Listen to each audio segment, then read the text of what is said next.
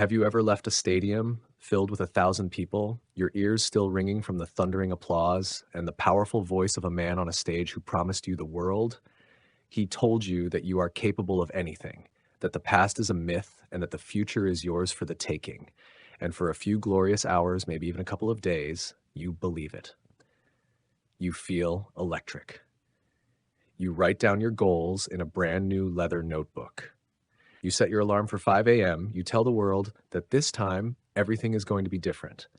It's an intoxicating feeling, a kind of rebirth.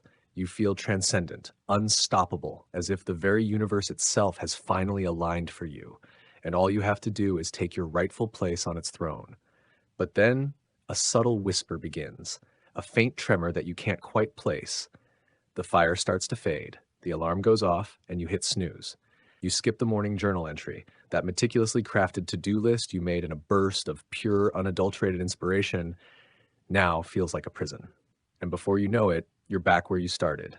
Or worse, you're feeling even more disappointed, more defeated than you were before. The voice in your head is no longer a coach.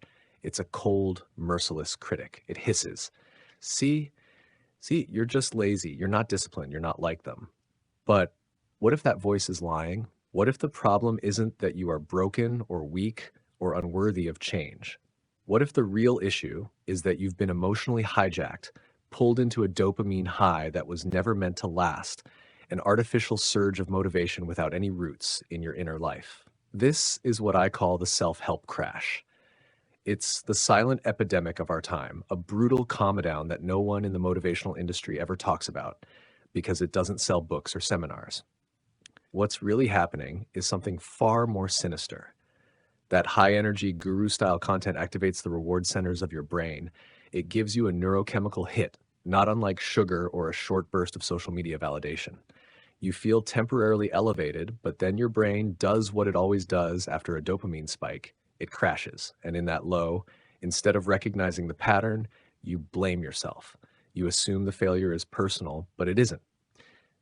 And so you find yourself in a brutal loop, a psychological hamster wheel that promises transformation, but delivers only exhaustion. So what happens when you stop chasing the light and start turning toward the dark? The answer is more terrifying, more uncomfortable, but also infinitely more powerful than anything a motivational guru has ever told you. And that is exactly where we go next. If you've ever felt this way, if you've ever found yourself stuck in this loop, consider subscribing and following along on this journey. Because the truth, as we are about to discover, is that you are not broken. You've just been looking for a solution in all the wrong places. The truth is, you are not what they sold you. You are not just that perfect, polished, curated version of yourself you present to the world. And that carefully constructed public image has a name. In the depths of Jungian psychology, it is called the persona. It's the mask you wear to fit into society, to be accepted, to survive. It's how you show up at work, on social media, at a public gathering. It is the version of you that looks strong, capable, and successful. But there's a great danger in this. The danger is that you begin to confuse the mask for the man behind it. And that is exactly what most motivational content unknowingly encourages. Think about it. Self-help as a movement doesn't teach you how to become your truest self. It teaches you how to become the version of yourself that gets applause. You are not told to face your fears. You are told to conquer them. You are not encouraged to feel your sadness. You are told to reframe it. You're not guided inward. You are propelled outward toward status, toward productivity, toward becoming the kind of person who looks utterly unshakable from the outside. The seductive image they promote is one of a fearless, focused, high-performing, emotionally untouchable human. They give you a checklist for confidence, a blueprint for power, a system to finally become your best self. But let's ask the harder question. Who defines what best means? Usually, it's the culture, and the culture rewards what it can measure: output, success, charisma, likability. So what you're really being trained to become is a high-functioning persona, a perfect mask. And ironically, the better you get at playing that role, the more disconnected you become from the self, the part of you that's messy, raw, contradictory, and deeply human. Jung wrote, "The persona is a system of behavior that is only partially real." In other words, it's not a lie. but it's not the whole truth either. The more we invest in the persona, the more we silence the parts of ourselves that don't fit the role. Our anger, our fear, our longings, our grief, all of it gets shoved behind the curtain where it festers. And here's the catch. The more convincing your mask becomes, the more exhausting it is to maintain. Because deep down, this isn't all of you. This is why so many people who dive headfirst into the self-help world eventually burn out.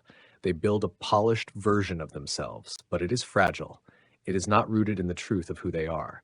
And when life inevitably shakes them, because it always does, the persona cracks, and what's underneath feels foreign, unprocessed, unacknowledged. And what lives beneath that persona is something far more chaotic, far more human, and far more real. Carl Jung called it the shadow. It's everything you've been taught to hide. It's your anger, your envy, your self-doubt, your craving for validation, your quiet despair. It's not evil, it's just exiled. It's the parts of yourself you were told were too much, too dark, or too weak to show. So you buried them. You smiled when you were supposed to be angry. You said, "I'm fine," when you were anything but. You told yourself to stay positive when what you really needed was to scream. Over time, this creates a split inside you.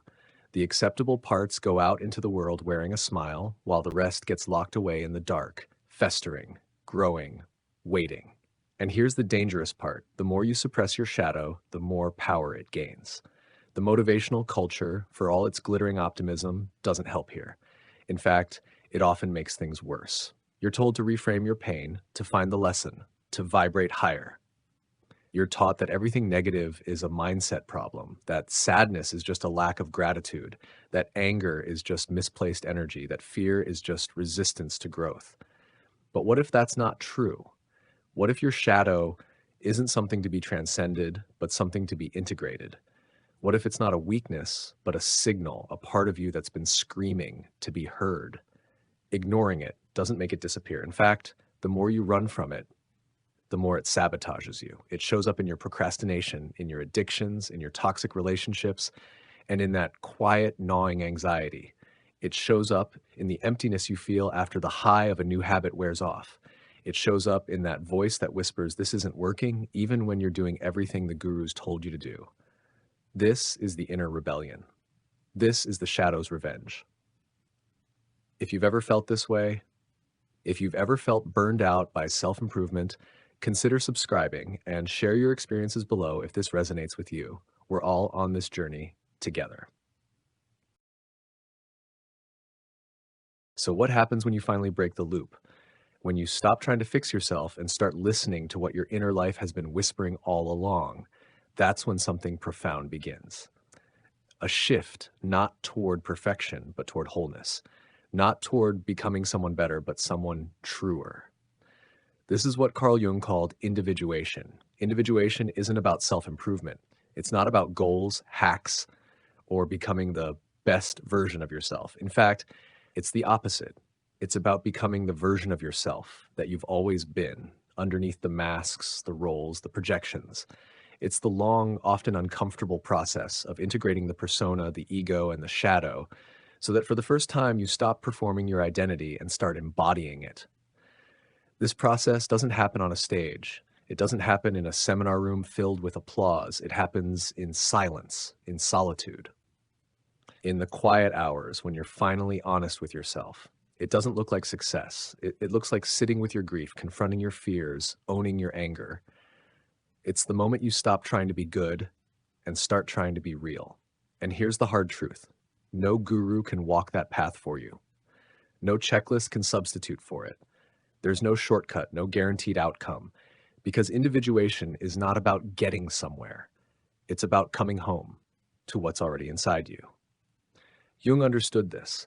He wrote not to help people become positive thinkers or winners, but to help them become whole.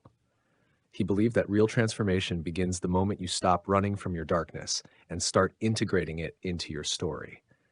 And in doing so, you move beyond the shallow identity that culture rewards and toward a deeper self that can't be measured or marketed. Think about the people who've truly transformed, not through hype, but through depth. Carl Jung himself went through a profound psychological crisis in his midlife that shattered his old identity and forced him to reconstruct himself from the inside out. Dostoevsky didn't become who he was through success, but through suffering, prison, loss, and the radical honesty those experiences demanded. These weren't men who crushed their goals. They were men who descended into themselves and emerged with insight. And maybe you felt it too, that faint pull towards something deeper, that quiet knowing that the life you've been chasing might not be the one that actually fulfills you. That perhaps your healing doesn't lie in adding more, but in peeling things away. This is the heart of individuation. It's not about building a better mask, it's about removing the mask altogether. It's about remembering who you were before the world told you who to be. And it's only from that place, raw, integrated, real, that lasting peace, power, and purpose can emerge. So no, you don't need to become someone great. You just need to become someone whole. And that journey doesn't begin with ambition. It begins with truth. And if you've made it this far, if something in this resonated, know this. You're not broken. You're not behind. You're just being invited to wake up, not to the person you wish you were, but to the wholeness of who you already are. And that is where the real work begins.